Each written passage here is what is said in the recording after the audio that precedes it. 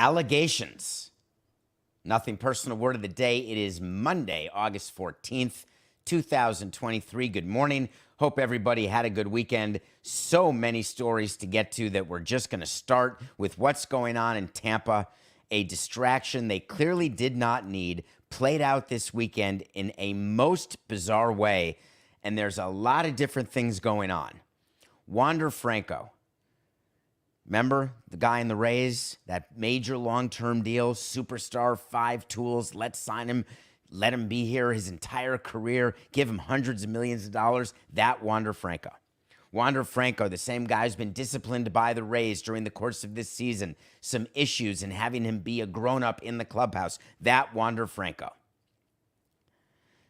All of a sudden yesterday during the course of the game, Tampa got information about a story that was going viral, that Wander Franco had had an inappropriate relationship with an underage girl. He was not playing in the game. He was in the dugout. And in the 5th inning of the game, when all of this was going down, meaning all the information was being disseminated, stories were coming up, do we believe it, do we not believe it? Coke and I were talking about it immediately. Does it get in the show? Let's wait to see what else happens. 5th inning, Franco disappears. The way a player leaves in the middle of a game is only by having a conversation with Major League Baseball. We don't kick players out of the stadium without alerting baseball, who alerts the union. So baseball gets alerted as to what's happening by Tampa.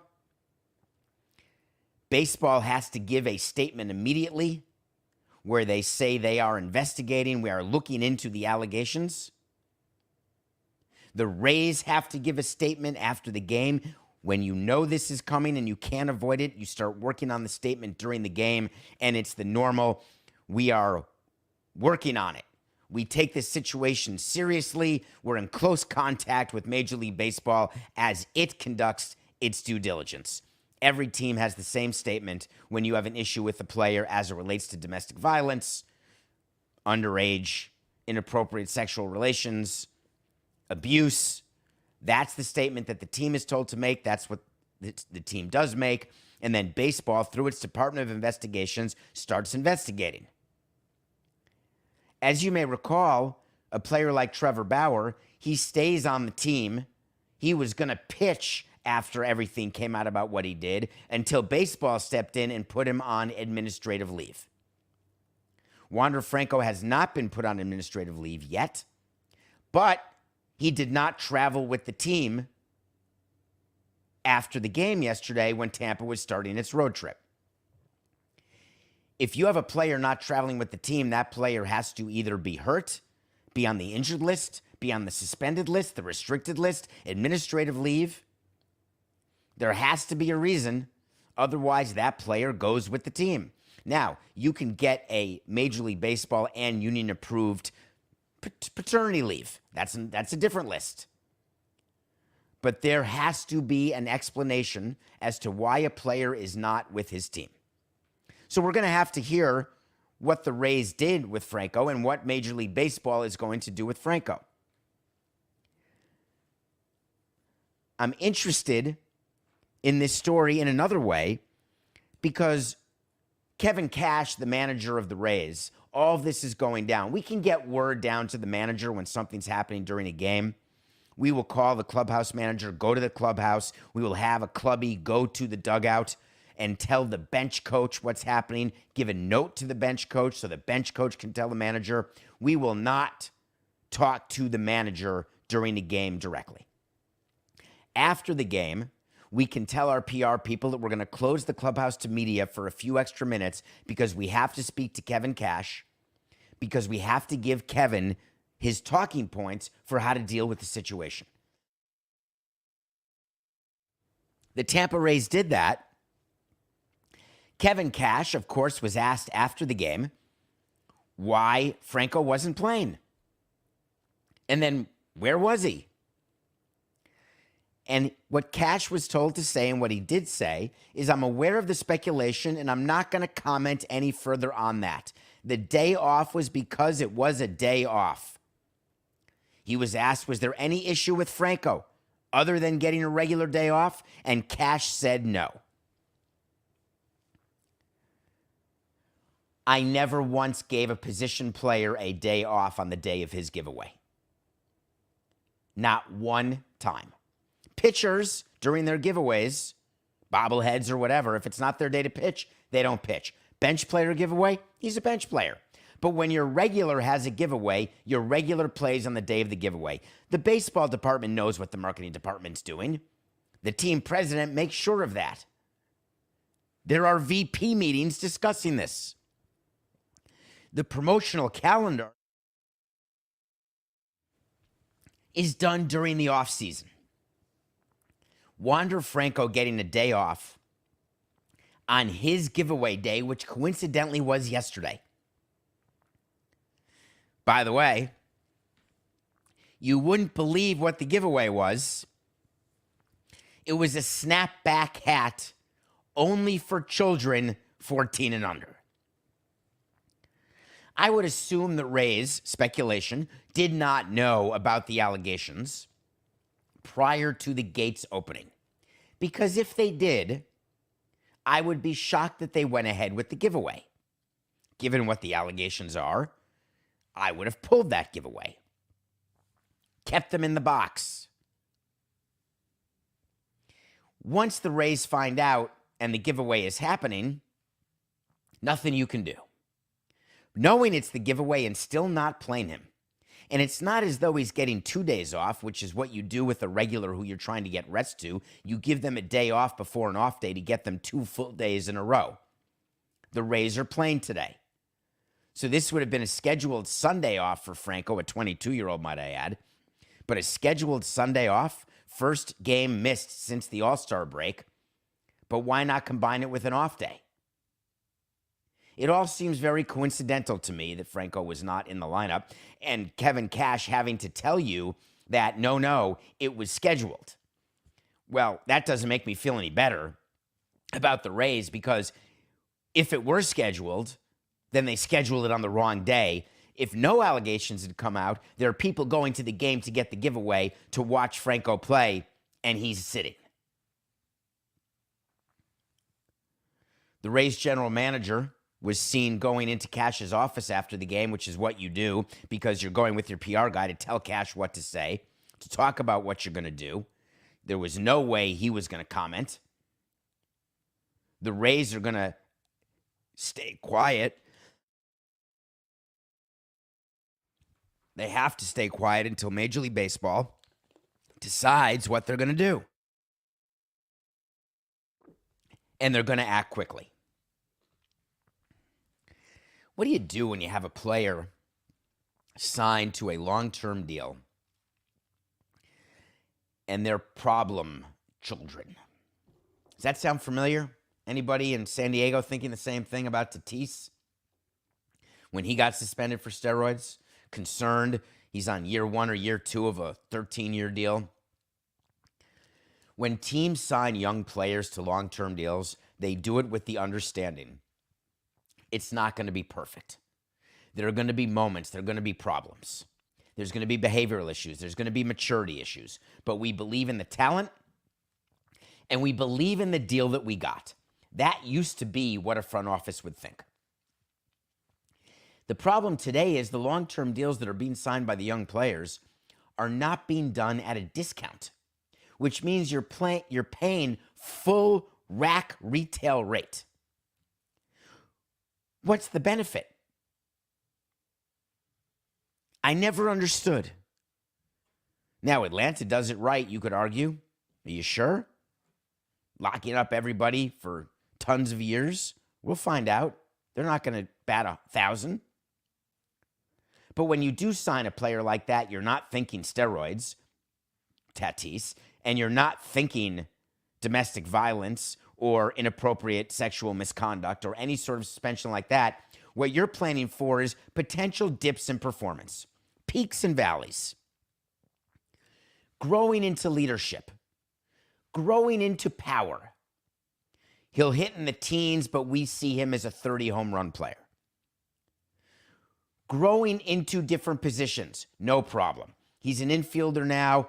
We got to be ready for the fact that he could be a DH in the last few years of this long deal that will keep him on our team for his entire career. He's an infielder at third and short. He may end up at first. All of those things are normal things to consider when you are signing a young player to these type of long-term deals. But the lack of leadership, lack of maturity, and then this possible issue, the Tampa Bay Rays have to figure out whether they have a Wander Franco problem. And if so, will there be a team that will help get rid of that problem? We will know more as this story continues to develop. And I can only hope that the allegations are not true. Sometimes when allegations are made, they get proven immediately. I always used to like that because then there's no speculation, there's nothing to worry about. And the best way for an allegation to become a fact is when the allegation is against a person and the person stands up and actually says, hey, this is true. Yesterday, and we were going to talk about this later in the show, James Harden, the insider, Woj for ESPN, sent a tweet that James Harden really wants a trade. He does not want to play for the Sixers. But Philadelphia is not going to trade him. A few minutes later, another tweet comes out. A source close to Harden says he doesn't want to go to training camp. He doesn't want to play with the Sixers. We've got back and forth speculation. It's a worthy topic a little bit lower in the show. Until a video came out this morning during James Harden's Adidas-sponsored tour, guess where? In China. And this is what he said. Morey is a liar, and I will never be a part of an organization that he's a part of. Let me say that again. Daryl Morey is a liar, and I will never be a part of an organization that he's a part of again. Thank you, man. That's a first. Never in my career have I seen a player come out that emphatically and talk about a team president or owner or GM or manager. Although there are players who say, I don't want to play for Steve Nash anymore. Kevin Durant said it's either me or him. This sort of emphatic statement in China, no less, and that's not a coincidence. You all remember the Daryl Morey China-Hong Kong incident that cost the National Basketball Association tens of millions of dollars? You think that it just so happened that James Harden doesn't know his audience? He knows exactly who he was speaking to. People in China haven't forgotten about Daryl Morey. So what do you do if you're the Sixers? Josh Harris puts his head in the sand and says, I'm all about the Commanders. Don't bother me about anything Sixers related. I got a football team to run. Ask Magic. No. Forget that. I'm with my family wearing Commanders stuff. We're turning this around. We're trying to save Eric Bieniemy. We're trying to apologize for everything that's going on in their training camp. We can't fight so many battles on so many different fronts. Daryl, what should we do? Daryl's saying, I'm not going to make a trade. I am not trading James Harden unless it's a trade that makes sense for this organization because we have a better chance of winning a title with James Harden than without him. Wrong. We want to make sure our chances don't decrease by having James Harden gone without the requisite return. And then the video comes out. I don't care how much you don't take things personally. I don't care if you have a show called Nothing Personal. When Daryl Morey sees that, there is no coming back from this moment. James Harden can skip training camp all he wants. He can miss games like Kyrie. He can start getting fined. No problem. Josh Harris may say, hey, Blitzy and I spoke. We want to save his money because the Commanders need some help. We're just going to suspend him. And then Daryl Morey will say,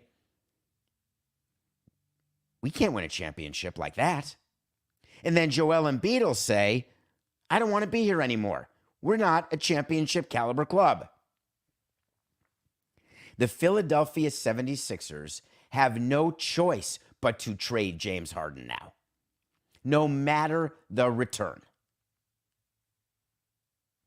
When James Harden opted into this year of his deal, he said that he opted in when there was an understanding that the club was going to trade him. He opted in with the understanding that everyone was going to get their way in this situation. The only thing that's changed since then is that other teams have not been willing to give to the Sixers the assets that the Sixers think that Harden is worth. Now, there's some delusion there. James Harden is not a championship player. James Harden is not the centerpiece of a championship team. For Daryl Morey to think that the Sixers have a better chance of winning a championship with James Harden means they have a 5% chance without him and they have a 7% chance with him. Whatever, you're not a championship team. When there is a misunderstanding between a front office and other front offices on the worth of a player, you get the Lillard situation. When there is a misunderstanding or a difference in the evaluation of a player, you get stagnation. That's fine in the normal course of a league season. That happens every day. When we value our player X, you value him at Y, therefore we can't make a trade. No problem. It happens before the MLB trade deadline. It happens 50 times. You're throwing out different trades to different teams. Nah. We view that prospect only as a B. Oh, well, we have him as an A. Okay? No trade. No problem. Move on. On to the next team. But when you've got a situation with the player who says he does not want to play for your team, Christian Yelich, I don't want to play for the Marlins anymore. All right, we'll trade you. They didn't have to trade him. Christian Yelich was not going to sit. He was going to be miserable, but he certainly was not going to sit. Players who demand trades from teams, the Colts player who wanted the trade. Coca, you're going to have to help me. Jonathan Taylor is the name that comes to mind. Well, I think this weekend we found out, he's going to report. There are some players who stick to their principles. Bell sat out. So it can happen. James Harden sitting out? I wouldn't have contemplated that as a possibility until this video. James Harden cannot go back on his word. You can go back on a trade demand. You can go back on all sorts of things that you do that aren't as emphatic.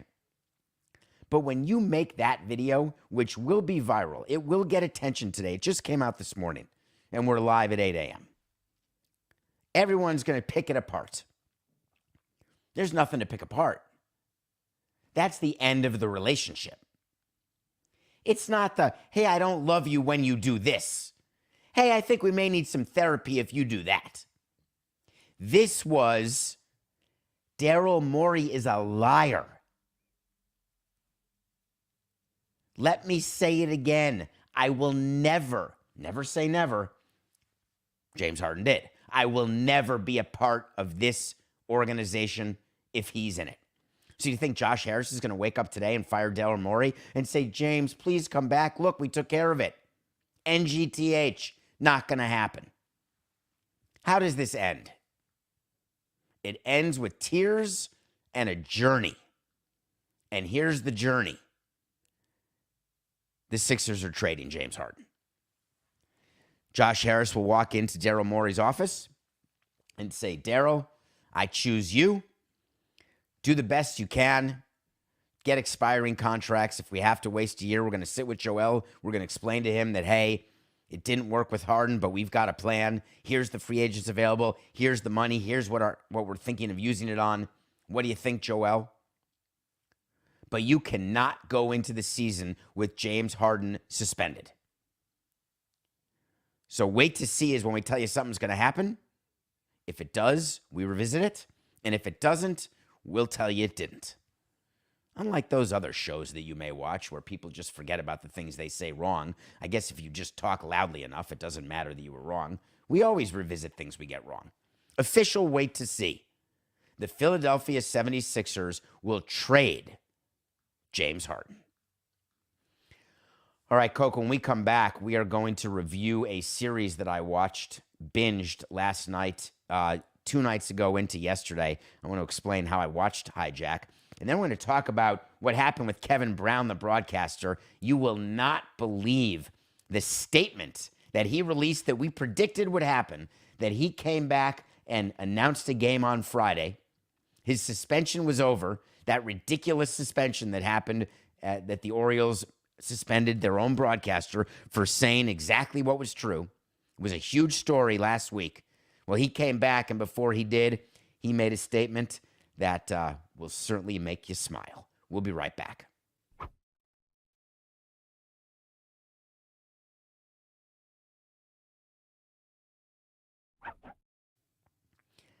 Welcome back to Nothing Personal. It's David Samson. Thank you very much for rating, reviewing, all the things you do to engage with our show. We're live and you're with us, Nothing Personal with David Samson YouTube channel. If you're listening to this, while you're listening or watching, go to davidsamsonpodcast.com. We have some new merch on there. We haven't dropped. We have a really cool one, a cool shirt that is different than the Nothing Personal logo. No spoiler alerts because it's just cool enough that we think you'll love it. But go to the merch store, engage with the website, sign up, and we're going to start doing special things for the people who have signed up. So, davidsamsonpodcast.com. I got a call from Pablo Torre on Friday asking me whether I'd seen Hijack. And I'd gotten a bunch of emails and tweets and ats and DMs about people asking me to watch Hijack, and I had not watched it. It was relatively low on the list, but on the list. Pablo calls me and says, "Have you seen it? You should watch it." I said, "All right, Pablo, you don't often call. I'm going to do it." So on Saturday night, I watched the first 4 episodes, and the plan was that I was going to watch the last 3 episodes yesterday in between the different runs I did. Yesterday, I ran 4 miles 4 different times at 9 a.m., at noon, at 4, and at 7 p.m. as part of training for this challenge I'm doing in September called the 4x4x48 Challenge. We will talk more about it. We're trying to raise money to cure Parkinson's. There is a link in a bio. I don't know whose bio. Brett Parker's bio, not my bio. Anyway, I'm not going to ask you to donate today. Just know that I had 4 runs yesterday, and in between, the plan was to watch the episodes of Hijack, not thinking how tired I'd be and how grumpy and how hungry. To make a long story short, I did watch the last 3, got through it, binged all 7. Can we talk about it? The end of Hijack is so preposterous that it ruined the beginning of Hijack, where Idris Elba is on a plane that gets hijacked. There's a whole story about why it's hijacked, how it works, and he plays this character that somehow gets himself involved in the hijack, trying to help the hijack under the theory is, I just want the plane to land safely. And the stuff that happens on the plane is quite something, not like snakes on a plane or anything. It was reminiscent of Flight 93 in some regards, reminiscent of 9/11 in some regards.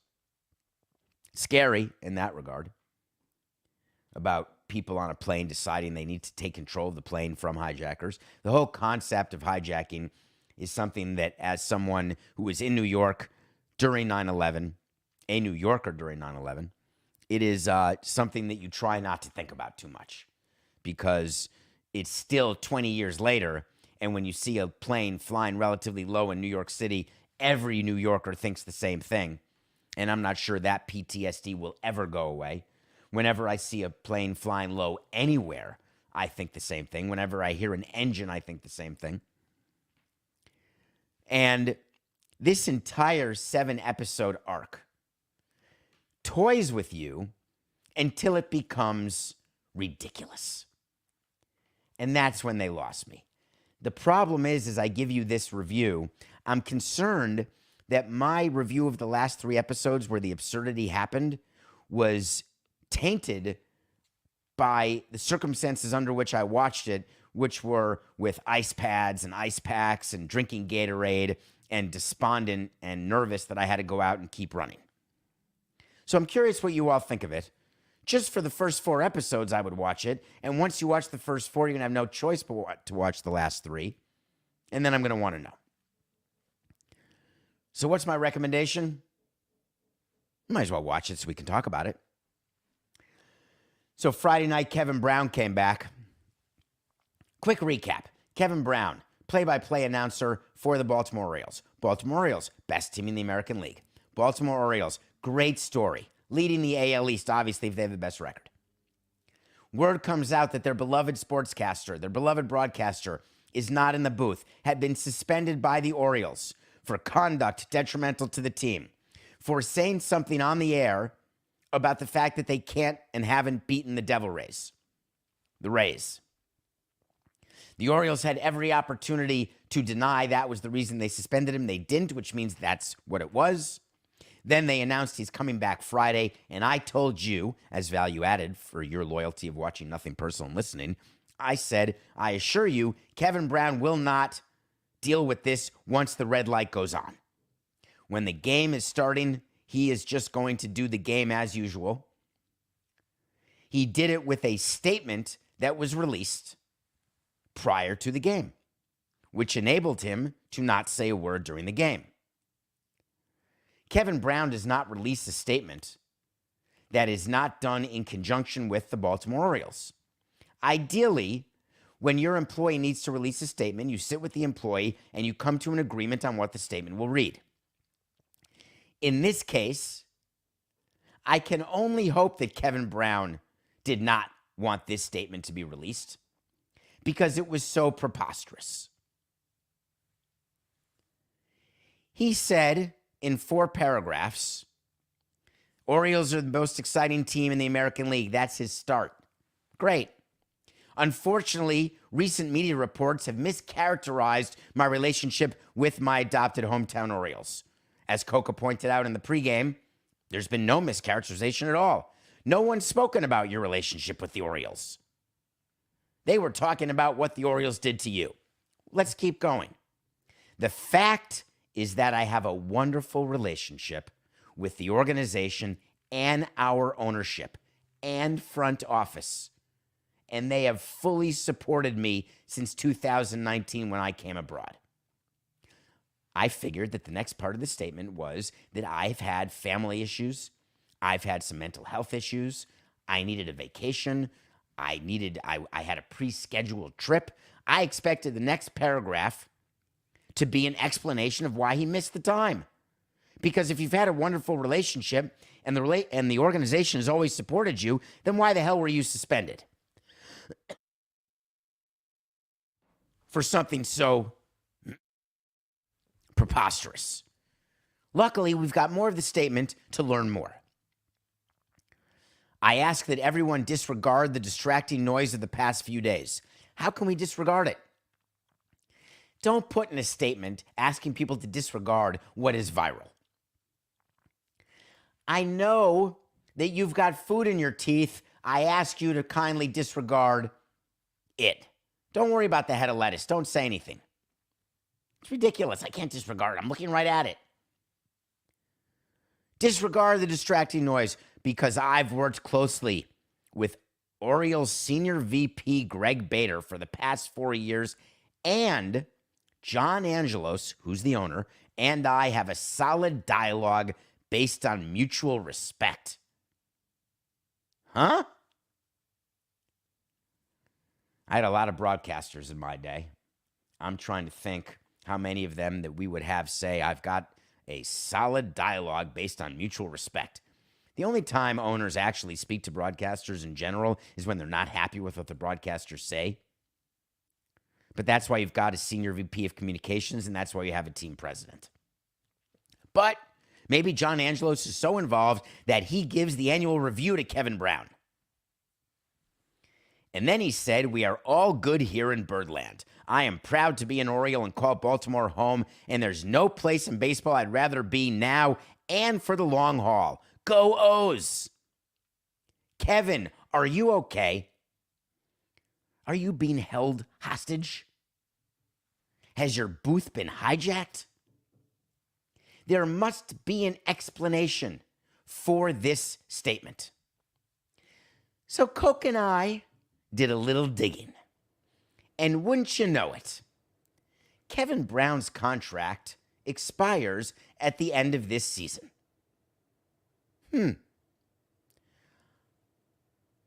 If I were Kevin Brown and I had an expiring contract, I'm trying to decide when I would ever have more leverage to get an extension than right now, when the front office is being pilloried, destroyed for the way they treated him. Don't you have your agent call up the Orioles and say, listen, are you making this right? Do you want to negotiate an extension right now? Because I'm happy to sign one, but I'm going to need more money and more years. The Orioles may tell me to pound sand. Well, if the Orioles had told Kevin Brown to pound sand, how do you get Kevin Brown to agree to this statement? Because he wants the comp for the last 2 months of the season? Here's a surprise. You can't fire somebody for not putting out a statement that you want them to put out and not pay them. You can fire anyone you want as long as you pay them out the rest of their contract. If I'm Kevin Brown and the Orioles fire me, terrific. I have an even better story to go to the other 29 teams. Oh, there may be no openings. There's always openings. You find a job. So Kevin Brown's representation would only have him release a statement like that if he had an extension done with the Orioles. It is the only possible explanation for the ridiculousness of this statement, for the disingenuousness of this statement. We're all good here in Birdland? No, we're not. Well, maybe we are. Let's do it. Let's do an official wait to see on this. We're going off the books here, Coca. An official wait to see. Kevin Brown signs an extension with the Orioles, and it will be announced after the season. And when that happens, we will all look back on this and smile, knowing A, it's about money, B, Kevin Brown and his agent were smart, and C, Angelos recognized that he was over a barrel. All of this happens because the Orioles own their network, and the Orioles obviously then decide who the broadcasters are. But even if you didn't own your network, we never owned our network, but we had the final say over who was going to be the broadcaster. It's so interesting what you do with broadcasters because you want them to be the voice of your team. You want them to be homers. But on the other hand, you want them to have credibility with the audience. And you've got owners who want them to just be homers. You have presidents who want them to be just credible. And somewhere in the middle, there is some sort of mix. It's going to be the best one, Coca. It really is when Kevin Brown signs that extension. All right, nothing personal. Pick of the day. Bad. The Blue Jays lost to the Cubs on Friday. We had Cortez. Coco, what was the ruling on Saturday's game? We had Cortez over Alcantara. Alcantara pitched a complete game, but Cortez went on the DL. So that game would have been off the board. Or if you bet it and then your starting pitcher gets pulled, does that bet go away? Coca, you can decide, but I have it as a loss, but maybe that bet goes away. By the way, the Yankees, they lost 2 out of 3 to Miami. What a weekend in Miami. Over 100,000 people attended. I don't care if they're Yankee fans or Marlins fans. They were certainly cheering when Berger hit the walk-off yesterday. The Yankees lost for the first time since 2011, giving up 4 or more runs in the 9th inning, which is amazing. Yankees are an absolute dumpster fire. That's why our pick today is the Braves over the Yankees. The Yankees had to leave Miami, schlep to Atlanta, and then face Max Fried. I think the Yankees are cooked. Aaron Boone looked cooked. That'll do it. Braves over Yankees. All right. On DavidSamsonPodcast.com, you're able to send emails. This was one of them. You know what I want? I want to talk to Samson. So you want to talk to Samson. Now you can email me at davidsamsonpodcast.com. Somewhere on the website, there's a way to contact. I haven't figured out totally how to respond yet, but we will. But I see them. Some questions go in mailbags, future mailbags. Some I don't answer, some I do. Hello, David. I've enjoyed your show for all episodes and anxiously await the milestone of 1,000 shows. Well, thank you. I appreciate that. Knowing this and seeing what's going on in Oakland and now in Milwaukee with stadium deals, aren't executives concerned that fans will sit at home in the comfort of their own home and big screen, ultra sharp TVs and not attend the games? I love this question. It's something that's been talked about for years, decades, and then it's gotten worse. Let me bring you back to the early days, the black and white television days of baseball. People went to games in a suit and tie. Everyone dressed up. It's like when they would go on airplanes or go to a Broadway show. You look good.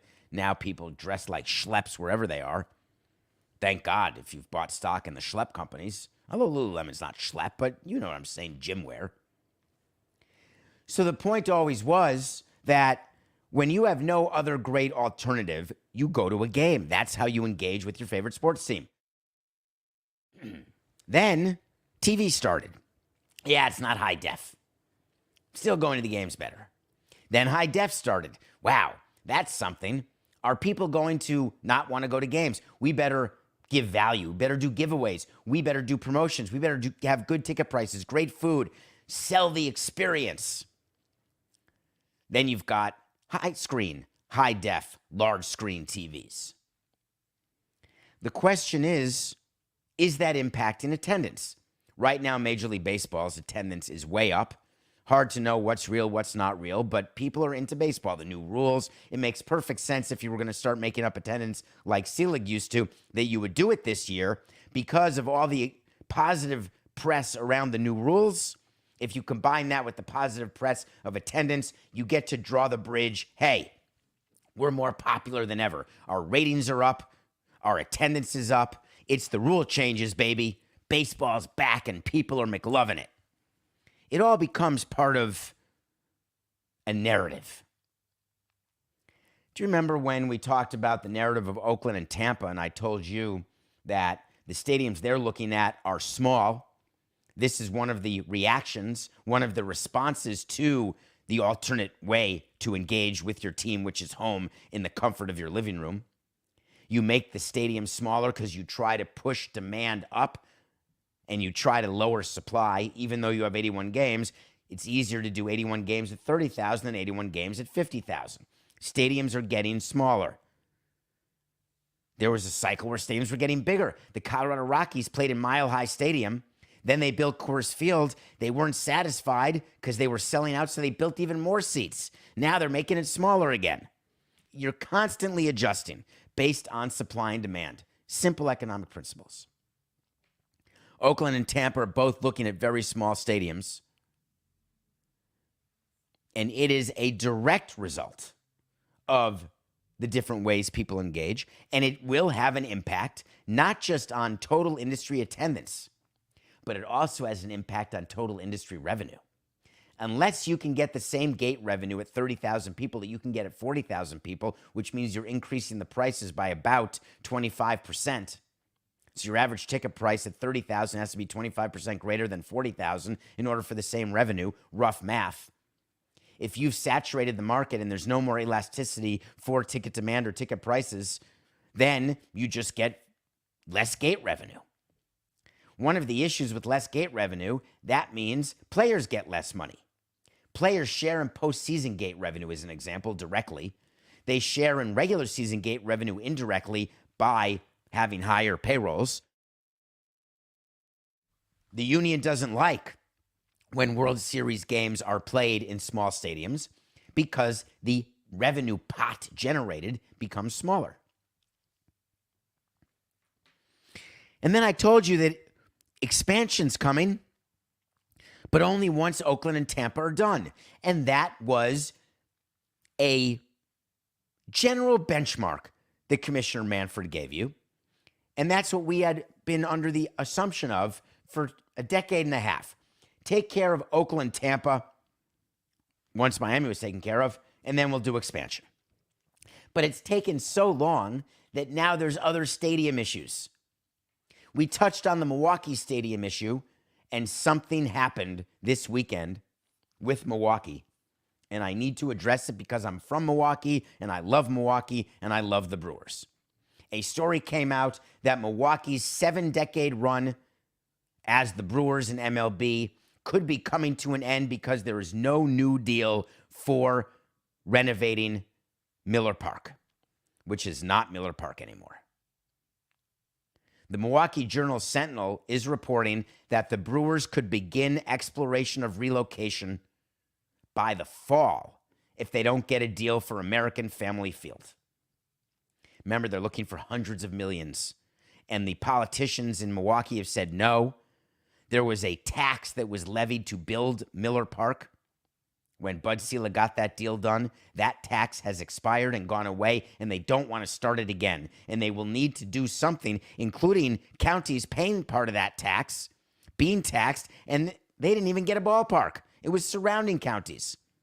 Even Milwaukee is stepping up and saying, no, we don't want that tax to go back on the ledger for our citizens. There is still a deal to be done with the governor. There is still a way to get this deal done because the lease at American Family Field doesn't end till 2030. If there's one thing you've learned by watching Nothing Personal, well, hopefully it's more than one thing. I would hope you know that deals don't get done until the last possible second. You've got to get to the edge of extinction, and then you get the deal. Like your fingernails are sliding off. I'm picturing Tom Cruise falling off the wing of the jet or going from one port to the other on a high-speed train where somehow we can fall from one to the next and do a handhold.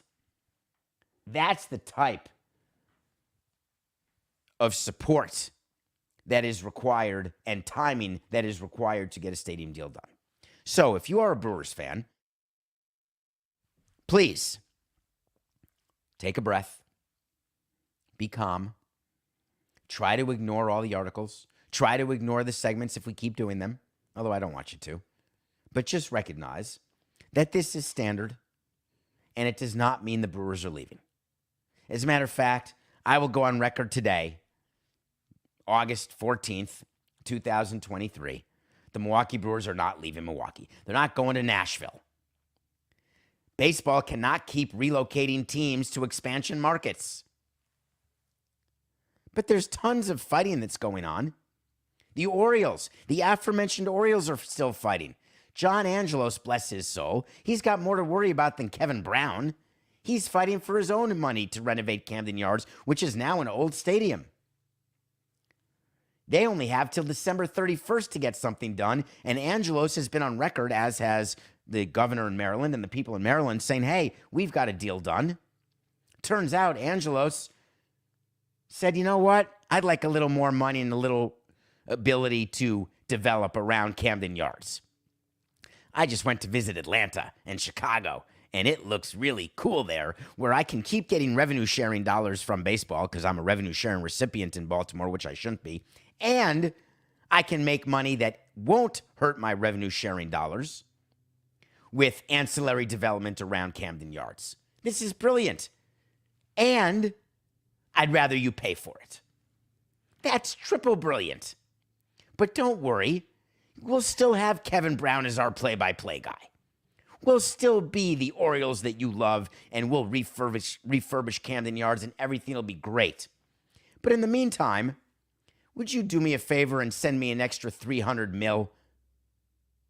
I'm talking to you, Maryland. It's just a quick $300. What's the big deal? You've got till December 31st. We have months. I am a great example of an owner. I play nicely with our next door neighbors in Washington. I never fight with them. We never have litigation with them. We never are a distraction. I don't litigate with anybody. I've never litigated with my family or my brother or my mother. I'm the perfect partner.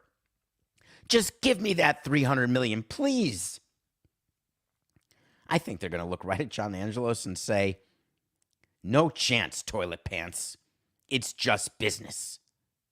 See you tomorrow. This is nothing personal.